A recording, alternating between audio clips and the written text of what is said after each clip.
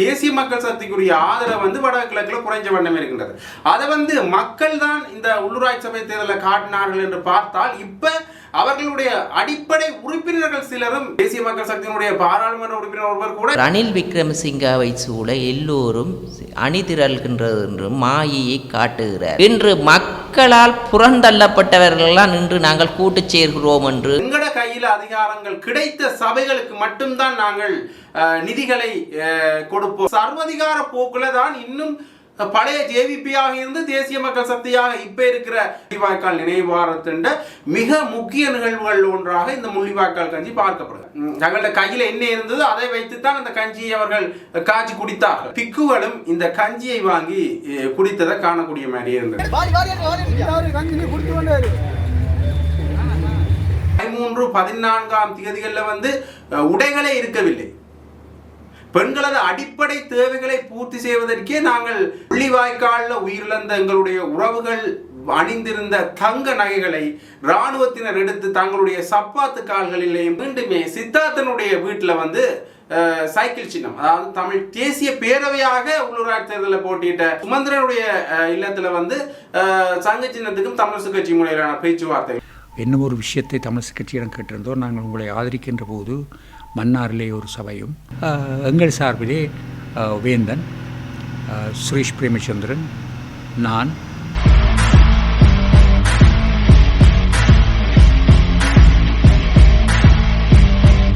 ஜெஃப்னாபடியின் சொந்தங்களுக்கு வணக்கம். இன்றைய தினம் செய்தி பரப்பில் நிறைய விடயங்களை வந்திருக்கு. அதில் குறிப்பாக தேசிய மக்கள் சக்தியினுடைய அடிப்படை உறுப்பினர் ஒருவர் தேசிய மக்கள் சக்தியிலிருந்து விலகி இருக்கிறார். அதுக்கான காரணமாக அவர் என்ன விஷயத்தை சொல்றாருன்னு பார்த்தீங்கன்னா, தேசிய மக்கள் சக்தியில வந்து இந்த தமிழ் தேசிய பாதையில பயணிக்கிறதுக்கான அளவிடைகள் வந்து குறைவாக இருக்குது. அந்த தமிழ் தேசிய பாதையில் நாங்கள் பயணிக்கிறதுக்காகவும் தேசிய நிலைப்பாட்டில் இருக்கிறதாகவும் தமிழ் தேசிய நிலைப்பாட்டில் இருக்கிறதுக்காகமான விடயங்கள் வந்து அங்கே இல்லாமல் இருக்கிற காரணத்துக்காக தான் அந்த கட்சியிலிருந்து விலகுவதாக அவர் அறிவித்திருக்கிறார். விலகிட்டு அதற்கான காரணத்தை கூறுகின்ற பொழுது அவர் இந்த விஷயத்தை சொல்லியிருக்கிறார். தமிழ் தேசிய கட்சிகள் முன்னெடுக்கிற இந்த காரணத்தினால வந்து இந்த தேசிய மக்கள் சக்திக்குரிய ஆதரவு வந்து வடகிழக்கில் குறைஞ்ச வண்ணம் இருக்கின்றது. அதை வந்து மக்கள் தான் இந்த உள்ளூராட்சி சபை தேர்தலில் காட்டினார்கள் என்று பார்த்தால் இப்ப அவர்களுடைய அடிப்படை உறுப்பினர்கள் சிலரும் இந்த அவர்கள் மேல, அதாவது தேசிய மக்கள் சக்தி மேல தங்களுடைய அதிருப்தி போக்கை காட்டியதை வந்து காணக்கூடிய மாதிரியே இருக்கு. ஆக தேசிய மக்கள் சக்தியினுடைய நிலைப்பாடு இவ்வாறு இருக்கிற அவர்கள் தங்களுடைய அந்த போக்கை இன்னும் குறைத்து கொண்டதாக தெரியவில்லை. ஏனென்றா தேசிய மக்கள் சக்தியினுடைய பாராளுமன்ற உறுப்பினர் இளங்குமரன் அவர்கள் பேசுகின்ற பொழுது தேசிய மக்கள் சக்தியில் இருக்கிற இந்த பயத்தினால்தான் ரணில் விக்ரமசிங்க அவர்கள் இந்த எதிர்கட்சிகளை சேர்த்து ஒரு கூட்டாக அமைத்து தாங்கள் ஒரு கிட்டத்தட்ட ஒரு கூட்டணி அமைக்கிற பாங்களை கதைக்கின்றார்கள் என்ற பொருள்பட பேசியிருந்தார். அண்மையிலே இது தொடர்பாக தேசிய மக்கள் சக்தியிலிருந்தே எதிர்ப்பலைகள் பல கிளம்பி இருந்தது. தேசிய மக்கள் சக்தியினுடைய பாராளுமன்ற உறுப்பினர் ஒருவர் கூட இந்த ரணில் விக்ரமசிங்க அவர்கள் எதிர்கட்சிகளோட வைத்த கலந்துரையாடல் தொடர்பாக விமர்சனத்தை முன்வைத்திருப்பார். அந்த வகையில தமிழ் பாராளுமன்ற உறுப்பினர் தேசிய மக்கள் சக்தியினுடைய தமிழ் பாராளுமன்ற உறுப்பினர் இளங்குமரன் அவர்கள் கூட இந்த விடயத்தை தெரிவித்திருக்கின்றார். இந்த தேசிய மக்கள் சக்தியில் இருக்கிற பயத்தின் காரணமாக தான் ரணில் விக்ரமசிங்க அவர்கள் இந்த கட்சிகளை இணைத்து கூட்ட கலந்துரையாடல் நடத்தினார் என்ற விஷயப்பட அவர் பேசியிருக்கிறார். இந்த முன்னைய காலத்தில் இந்த உள்ளூராட்சி சபை தேர்தலை பிற்போட்டவர் தான் இந்த ரணில் விக்ரமசிங்கா. இன்று பார்த்தால் இந்த ரணில் விக்ரமசிங்காவை சூழ எல்லோரும் அணிதிரள்கின்றது என்று மாயையை காட்டுகிறார்கள் இந்த மக்களால் புறந்தள்ளப்பட்டவர்கள். அதனால் நாங்கள் ஒன்றை கூறுகிறோம், நாங்கள் மக்கள் நேயமுள்ள அரசாங்கமாக செயற்படுகிறோம். மக்கள் ஆணையை எமக்கு பெரும்பான்மையாக தந்துள்ளார்கள். இவர்கள் மக்களை அணிதிரட்டுவதை விட்டு தாங்கள் அணி சேர நினைக்கின்றார்கள். இன்று நாங்கள் நினைக்கின்றோம் எதிர்க்கட்சி தலைவர் யாரென்று கூட தெரியாமல் அணிதிரள்கின்றார்கள். மக்களால் வெறுக்கப்பட்டவர்களை சூழ அணிதிரள நிற்கின்றார்கள். அவர்கள் தாங்கள் எவ்வாறு தப்பிக்கொள்ளலாம் என்று தான் இந்த தேர்தலை பயன்படுத்துகிறார்கள். அதனால் இதை பற்றி நாங்கள் அலட்டிக் கொள்ள வேண்டிய தேவையில்லை. நாங்கள் 266 சபைகளை வென்றுள்ளோம். அந்த சபைகளை நாங்கள் எமது சபைகளை நிறுவிக்கொண்டு மக்கள் பணியை நாங்கள் தொடர்வோம். அவர்கள் யாருடனும் ஒன்று சேரலாம். ஏனென்றால் நாங்கள் அதை கூறுகிறோம் என்றால் இன்று மக்களால் புறந்தள்ளப்பட்டவர்களெல்லாம் இன்று நாங்கள் கூட்டுச் சேர்கிறோம் என்று தனித்தனியாக ஹோட்டல்களில் சென்று கூட்டங்களை வைத்திருக்கிறார்கள். அவர்களுக்கு எந்த கட்சி என்று கூட தலைமை என்று கூட தெரியாமல் நாங்கள் எல்லோரும் ஒன்று சேர்கிறார்கள். நாங்கள் அவர்களிடம் கூறுகிறோம், மக்களை நீங்கள் முதலில் அணிதிரட்டுங்கள், மக்கள் வாக்குகளை பெற்று இந்த கூட்டு முயற்சியை மக்களுடன் செய்யுங்கள் என்று கூறுகிறோம். நாங்கள் ஒன்று சொல்கிறோம், என்று ஊழல் இல்லாத நேர்மையான அரசாங்கம் இன்று நாட்டை முன்னேற்றுவதற்காக இந்த அரசாங்கத்திடம் நாட்டு மக்கள் முன்னே அரசாங்கங்களை வெறுத்து தேசிய மக்கள் சக்தியிடம் தந்துள்ளார்கள். நாட்டை முன்னேற்றும் பயணத்தில் ஈடுபட்டுருக்கோம். இந்த உள்ளூராட்சி சபை தேர்தல்களில் நாங்கள் பெரும்பான்மையான இடங்களில் 266 சபைகளையும் பெற்றுள்ளோம். அதே நேரம் அதிகளவான எங்களது பிரதேச உறுப்பினர்களை பெற்ற கட்சி என்ற வகையில் நாங்கள் மக்கள் பணியை தொடர நினைக்கின்றோம். அவர்கள் யாருடனும் கூட்டுச் சேரலாம். கூட்டிச் சேர்ந்து பிரதிகள் ஒன்றும் கிடைக்கப் போவதில்லை. அவர்களது நிலைப்பாடு இந்த அரசாங்கம் சிறப்பாக செய்கிறது, எவ்வாறாவது இழுத்து இந்த அரசாங்கத்தை வீழ்த்திவிட வேண்டும் என்று எதிரணியில் இருப்பவர்கள் நினைக்கிறார்கள். அதுவும் அவர்களது எதிரணியின் பலமில்லாத அணியை சூழ்கிறார்கள். ரணிலை சூற மக்களால் வெறுக்கப்பட்டவரை சூழ அணிதிரளுவதுதான் ஒரு வேடிக்கைக்குரிய விஷயமாக இருக்கிறது. அதை பற்றி நாங்கள் அலட்டிக் கொள்ள தேவையில்லை. எமது பணி இனி எதிர்வருங்காலத்தில் அதிவேகமாக தொடரும் போது. அடுத்ததாக இன்னொரு முக்கியமான விடயத்தை நாங்கள் பார்க்கணும். பார்த்தீங்கன்னா பிமல் ரத்நாயகம் கிட்டத்தட்ட அதே ஒரு விடயத்தில் தான் பேசுகிறார். அதாவது எங்கட கையில் அதிகாரங்கள் கிடைத்த சபைகளுக்கு மட்டும்தான் நாங்கள் நிதிகளை கொடுப்போம் என்ற விடயத்தில் சொல்லியிருக்காங்க. இது ஏற்கனவே அன்ரோ மாரசநாயக் அவர்கள் சொன்ன அதே விடயம்தான். பிறகு அன்ரோ மாரசநாயக் அவர்கள் இதை சடைஞ்சு இப்படியான விடயத்தில் தான் பேசியல என்று கூறினாலும் கூட மீண்டும் அதை உறுதிப்படுத்தும் விதமாக பிமல் ரத்நாயக் அவர்களும் நாங்கள் எங்களுக்கு வாக்களிக்காத இந்த சபைகள் அல்லது தாங்கள் முன்னுரிமை வழங்கப்படாத சபைகளுக்கு இந்த நிதிகளை விடுவிக்க மாட்டோம் என்கிற விடய பொருளை பேசியிருக்கின்றார். இது கிட்டத்தட்ட ஒரு மிரட்டும் தொனிதான். அதாவது சர்வதிகார போக்குல தான் இன்னும் பழைய ஜேவிபியாக இருந்து தேசிய மக்கள் சக்தியாக இப்ப இருக்கிற கட்சியினர் செயற்படுகின்றார்களோ, இந்த ஆளும் கட்சியினர் செயற்படுகின்றார்களோ என்ற கேள்விதான் எழுகின்றது. ஆக தொடர்ந்துமே இவர்கள் இந்த மிரட்டும் பாணியில காய்ச்சா இந்த ஜனநாயக நாடு என்று நாங்கள் இதை பார்க்கின்றோம். ஆக இந்த ஜனநாயகத்துக்கு விரோதமான சில செயற்பாடுகள் இங்கு நடைபெறுகின்றதா என்கிற கேள்வி இந்த தேசிய மக்கள் சக்தி சார்பாக எங்களுக்கு எழுகின்றது. அதாவது எங்களுக்கு இந்த தமிழ் மக்கள் சார்பாகவும் அல்லது இந்த எதிரணி அதாவது தேசிய மக்கள் சக்தியை தவிர்த்து வாக்களித்த மக்களுக்கும் இந்த கேள்விதான் எழுது. எங்களுடைய உள்ளூராட்சி மன்றங்கள்ல அதாவது எங்களுடைய இடங்கள்ல இந்த அபிவிருத்தி திட்டங்கள் குறைவாகத்தான் இருக்குமா? தேசிய மக்கள் சக்தி வென்ற சபைகளில் இருக்கிற அபிவிருத்தி திட்டங்கள் ஏன் எங்களுக்கு வராது என்ற கேள்விகள்லாம் இப்ப மக்கள் மத்தியிலையும் இருக்கு. ஆக இது ஒரு பெரிய நீண்ட நெடிய பொருளாகவே இந்த உள்ளூராட்சி சபை தேர்தல் பிரச்சாரத்தில் அன்ரோ மாரசநாயக் எப்ப பேசினாரோ அப்பையில இருந்து இந்த விஷயம் தொடர்ந்த வண்ணமே இருக்கின்றது. இது இந்த தேசிய மக்கள் சக்தியினர் சொல்லிக் கொள்கின்ற ஒரு விடயமாக இருக்கின்றது. அது மட்டும் இல்லாமல் இன்னொரு முக்கியமான விஷயத்தையும் பார்க்கணும். பார்த்தீங்கன்னா இந்த முள்ளிவாய்க்கால் கஞ்சி தொடர்பாக பல இடங்கள்லையும் இந்த கஞ்சி வழங்கல் நிகழ்வு நடைபெற்றுக் கொண்டே இருக்கின்றது. குறிப்பாக இந்த முள்ளிவாய்க்கால் நினைவாரத்தின் மிக முக்கிய நிகழ்வுகள் ஒன்றாக இந்த முள்ளிவாய்க்கால் கஞ்சி பார்க்கப்படுகிறது.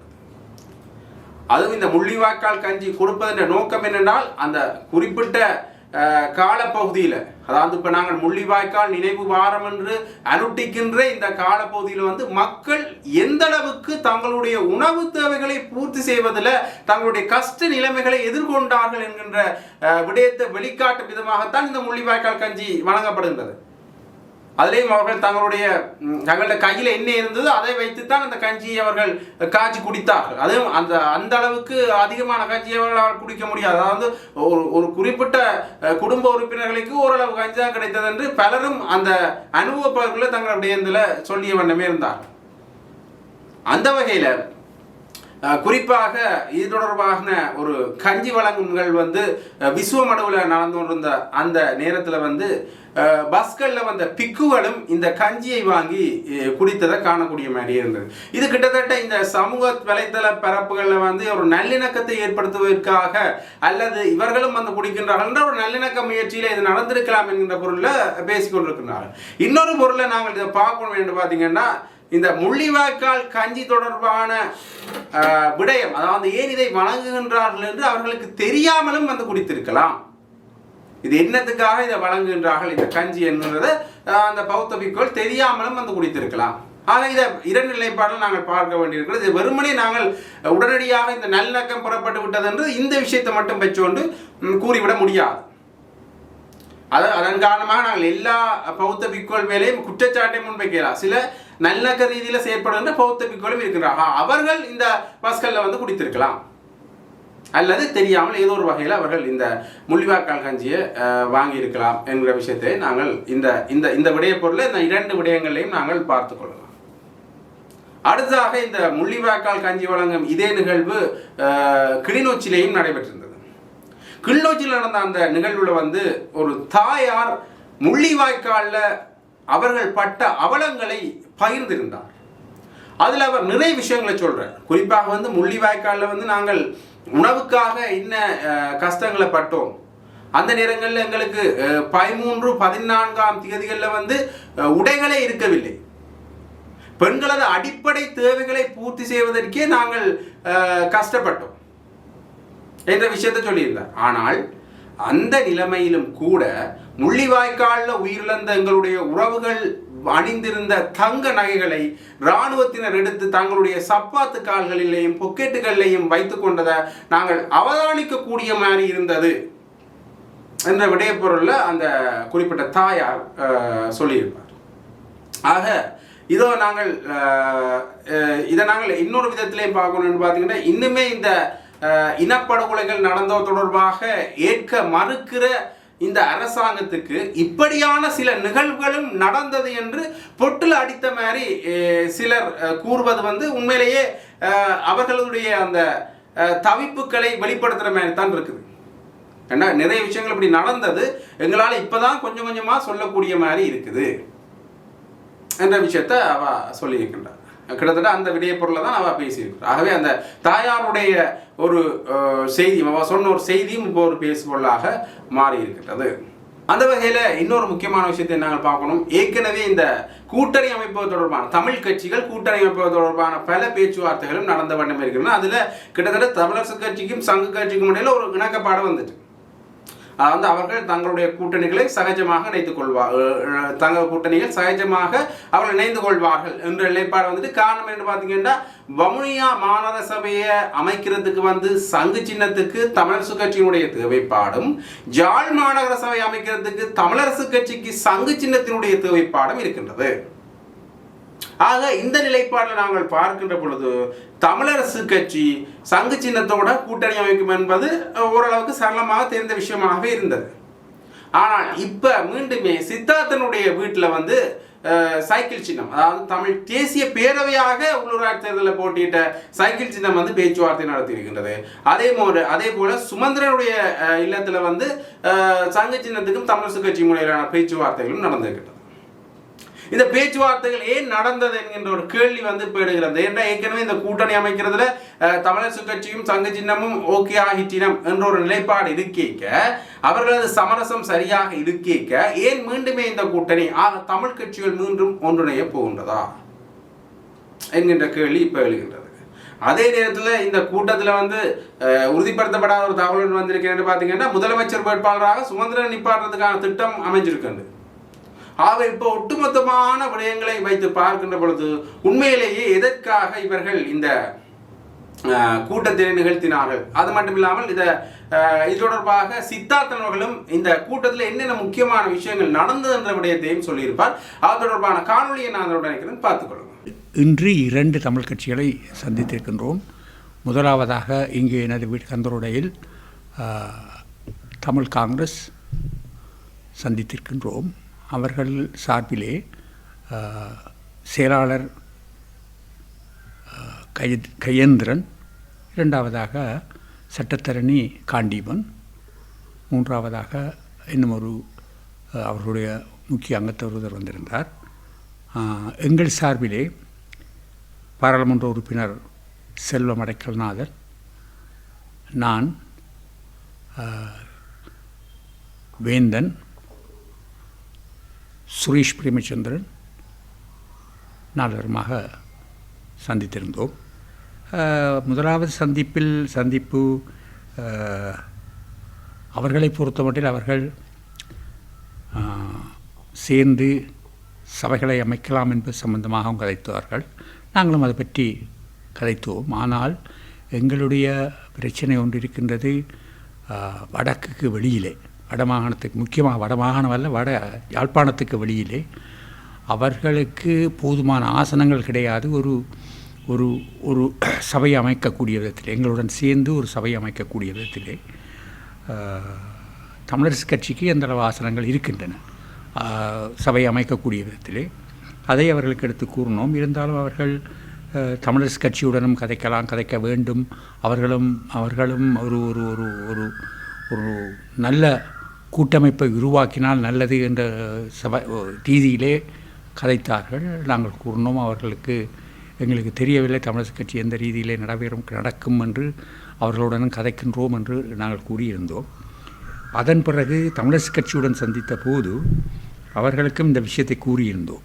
நாங்கள் மூவருமாக சேர்ந்து ஒரு கூட்டமைப்பை உருவாக்கினால் ஒரு பலமான அனைத்து சபைகளையும் பிடிக்கக்கூடிய விதத்திலே ஒரு கூட்டமைப்பாக இயங்க முடியும் என்பதை அவர்களுக்கு கூறியிருந்தோம். இருந்தாலும் அவர்கள் அது சம்பந்தமாக பரிசீலிப்பதாகவும் தங்களுடைய எக்ஸிக்யூட்டிவ் கமிட்டி, அவர்களுடைய மத்திய குழுவிலே கூடி கிடைப்பதாகவும் கூறியிருந்தார்கள். அது மாத்திரமல்ல, நாங்கள் இன்னும் ஒரு விஷயத்தை தமிழரசு கட்சியிடம் கேட்டிருந்தோம். நாங்கள் உங்களை ஆதரிக்கின்ற போது மன்னாரிலே ஒரு சபையும், யாழ்ப்பாணத்திலே 3 சபைகள், அதுவும் மானிப்பாய், சாவகச்சேரி, கோப்பாய், இந்த 3 சபைகளையும் தர வேண்டும் என்பதை எங்களுக்கு தந்தால்தான் அது ஒரு நல்ல ஆரம்பமாக இருக்கும் என்பதையும் அவர்களுக்கு கூறியிருந்தோம். அத்துடன் வவுனியா மாநகர சபை, இந்த அனைத்தையும் நாங்கள் சேர்ந்து அமைப்பது, எங்களுடைய உறுப்பினர்கள் அதற்கு தலைவர்களாக வருவது உகந்ததாக இருக்கும் என்பதை அவர்களுக்கு கூறியிருக்கின்றோம். அது சம்பந்தமாக தங்களுடைய பொலிட்பீரோவிலே கதைத்து கூறுவதாக சுமந்திரன் அவர்களும் திரு CVK சிவஞானம் அவர்களும் கூறியிருந்தார்கள். தமிழரசு கட்சியுடைய சந்திப்பிலே அவர்கள் சார்பிலே தலைவர் CVK சிவஞானம் அவர்களும் செயலாளர் சுமந்திரன் அவர்களும் சந்தித்தார்கள். எங்கள் சார்பிலே வேந்தன், சுரேஷ் பிரேமச்சந்திரன், நான், செல்வம் அடைக்கல்நாதன் 4 சந்தித்திருந்தோம். அவர்கள் தங்களுடைய நிலைப்பாட்டை இன்று அல்லது நாளைக்குள் கூறுவதாக கூறியிருக்கின்றார்கள். அதன் பிறகுதான் அடுத்த கட்டமாக தமிழ் காங்கிரசுடன் என்ன பேச முடியும் என்பதை நாங்கள் பேச முடியும். ஆகவே தமிழரசு கட்சி தங்களுடைய நிலைப்பாட்டை கூறுகின்ற பிறகுதான் நாங்கள் இந்த சபைகள் அமைப்பது சம்பந்தமாக ஒரு தீர்க்கமான முடிவுகளை எடுக்க முடியும் என்று நான் கருதுகிறேன். அதிக ஆசனங்களை தமிழரசு கட்சி கொண்டிருப்பதன் காரணமாக ஜனநாயக தமிழ் தேசிய கூட்டணி தமிழரசு கட்சியோடு சேர்வதைத்தான் பெரும்பாலும் விரும்புகிறது. அதிலே ஒரு அர்த்தம் இருக்கின்றது. ஏனென்றால் நாங்கள் தமிழ் காங்கிரசுடன் சேர்ந்து பல சபைகளை அமைக்க முடியாது, பல சபைகளை குழப்பி விடுவோம். அதை செய்வதை நாங்கள் விரும்பவில்லை. ஏனென்றால் இன்று இருக்கிறது ஒரு மிக இக்கட்டான சூழ்நிலை. நாங்கள் அப்படி செய்கின்ற போது JVP ஆட்சி அமைத்து விடுகின்ற ஒரு நிலைமைகளை உருவாக்கி விடுவோம். ஏனென்றால் அவர்களுக்கு அதன் பிறகு இலகுவாக இருக்கும் இந்த உதிரியாக இருக்கக்கூடிய சுயேட்சைகளை, அப்படியானவர்களை சேர்த்து ஆட்சி அமைப்பது இலகுவாகிவிடும். ஆகவே அப்படியான ஒரு சந்தர்ப்பத்தை நாங்கள் கொடுக்க மாட்டோம். அதை கஜேந்திரன் அவர்களும் அதை மிக தெளிவாக கூறினார். தாங்கள் JVP ஆட்சிகள் அமைக்கின்ற ஒரு நிலைமையை நாங்கள் எந்த சந்தர்ப்பத்திலும் உருவாக்க மாட்டோம் என்பதை அவரும் கூறியிருந்தார். அதேபோல் சுமந்திரனும் அதை கூறியிருந்தார். குறிப்பாக தமிழ் கட்சிகள் அகில இந்திய தமிழ் காங்கிரஸ் சொல்லியிருந்தது தாங்கள் 4 சபையில் போட்டிடுவோம்னு சொல்லி, சாவச்சேரி 4 சபை, பத்திர 4 சபை, மரபூராத்திர பிரதேச சபை. இந்த 4 சபையிலையும் நீங்கள் ஒருவேளை தமிழரசு கட்சியோட ஒரு இணக்கத்துக்கு வந்தால் அந்த இடத்துல நீங்கள் காங்கிரஸுக்கு ஆதரவு அளிப்பீங்களா இல்லை தனியாக போட்டீங்க? இல்லை, தமிழரசு கட்சியுடன் இணக்கத்துக்கு வந்தால் என்று சொல்லையே நீங்கள் பாவித்து விட்டீர்கள் தானே. இணக்கத்துக்கு வருவதென்றால் நாங்கள் எல்லா சபைகளிலும் அப்படி செய்வது என்பது சம்பந்தமாக பேசித்தானே வருவோம். அதன் பிறகுதான் அதை முடிவெடுக்கலாம். உள்ளூராட்சி சபை தேர்தல் நிறைவடைந்திருக்கக்கூடிய சூழ்நிலையில் மாகாண சபை தேர்தல் எதிர்பார்க்கப்படுகிறது. முதலமைச்சர் வேட்பாளர் தொடர்பாக ஒரு சில பேர்கள் சுட்டிக்காட்டப்பட்டு பேசப்பட்டு வருகிறது. இது தொடர்பாக இந்த 2 மீட்டிங்கில் பேசியிருக்கீங்களா? நான் பேசப்படவில்லை. ஆனால் சுமந்திரன் கூறினார் தான் ஸ்ரீதரனை கேட்டிருப்பதாகவும் முதலமைச்சராக தங்கள் கட்சி வேட்பாளராக இருக்கும்படி. அவர் அதுக்கு மறுத்தபடியால் தான் அதிலே வேட்பாளராக இருப்பேன் என்றும் கூறியிருக்கின்றார். இது தொடர்பாக உங்களுடைய ஆதரவு அல்லது அப்படி ஒன்றும் கேட்கவில்லை. அவர் கூறியது நான் தமிழிசை கட்சி சார்பிலே முதலமைச்சர் வேட்பாளராக போட்டியிடுவேன். எதிர்காலத்தில் தமிழ் தேசிய கூட்டமைப்பு மீள உருவாகும் காலம் ஆரம்பித்து விட்டதாக தகவல்கள் வருகிறது. இந்த உணர்வு அது சம்பந்தமாக உண்மையிலே கதைக்கப்படவில்லை. எதிர்காலத்திலே தமிழ் தேசிய கூட்டமைப்பு செய்வதா, அதை உருவாக்குவதா, இவைகள் சம்பந்தமாக எதுவுமே பேசப்படவில்லை. ஆனால் எங்களை பொறுத்தமட்டில் மிக கவனமாக இந்த உள்ளூராட்சி சபைகள் ஒரு தமிழ் கட்சியின் தலைமையிலே தான் உருவாக வேண்டும் என்பதிலே மிக கவனமாக இருக்கின்றோம். கட்சிகளுடைய இணைவு தொடர்பாக அதிகமாக பேசப்படுகிறது. ஒரு எதிர்பார்ப்பு நிலவுகிறது, தமிழ் கட்சிகள் எல்லோரும் ஒன்றாக இணைந்து பொது எதிரியை வீழ்த்துவதில் செயலாற்ற வேண்டும் என்பது போல. இந்த இணைவு எப்படியாக இருக்கும்? மீண்டும் ஒரு தமிழ் தேசிய கூட்டமைப்பா அல்லது ஒரு புதிய கட்சியா அல்லது எப்படிப்பட்ட எதிர்பார்ப்பில் ஜனநாயக தமிழ் தேசிய கூட்டணி இருக்கிறது? இது சம்பந்தமாக பேசப்படவில்லை. எங்களுடைய ஜனநாயக தமிழ் தேசிய கூட்டணி உள்ளும் பேசப்படவில்லை, அல்லது வெளியாக மற்ற கட்சிகளுடனும் பேசப்படவில்லை. அதற்காக இது பேச மாட்டோம் என்றில்லை. எங்களுடைய முதலாவது நோக்கம் இந்த உள்ளூராட்சி சபைகளை எல்லாருமாக இணைந்து, இணையக்கூடியவர்கள் எல்லாருமாக இணைந்து சபைகளை ஒரு தமிழ் கட்சி, ஒவ்வொரு சபையும் ஒரு தமிழ் கட்சி கைப்பற்றுவதற்கான நடவடிக்கைகள் எடுக்க வேண்டும் என்பதுதான் எங்களுடைய நோக்கம். நன்றி, வணக்கம்.